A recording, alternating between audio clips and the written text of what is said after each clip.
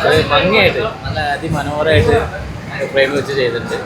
പിന്നെ നീവിൻ്റെ ഇപ്പോൾ സർവമായ ഇറങ്ങിയിട്ട് ഇപ്പോൾ രണ്ടാമത്തെ പടം ഇതേമാതിരി ഒരു നല്ലൊരു സക്സസ് ആയിട്ട് പോകുന്നതാണ്. നന്നായിട്ടുണ്ട്. എല്ലാവരും അഭിനയിച്ചവരെല്ലാവരും നല്ല അടിപൊളിയായിട്ടുണ്ട്. നമുക്ക് ആ ട്രാഫിക്കിലായിരുന്നു അങ്ങനെ ഒരു തലവേദന.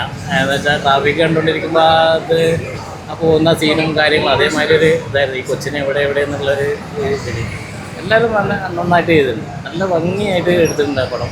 എല്ലാവരും തിയേറ്ററിൽ തന്നെ മസ്റ്റ് വാച്ച്. ത്രില്ലറാണ്. ആ കൊച്ചു സിനിമയിൽ നല്ലൊരു ത്രില്ലർ വെച്ചിട്ട് ആ സംവിധായകൻ സംഭവിച്ചിട്ടുണ്ട്. പിന്നെ ബോബി സഞ്ജയ് ആണല്ലോ അപ്പോൾ അതിൻ്റെ റൈറ്ററൊക്കെ.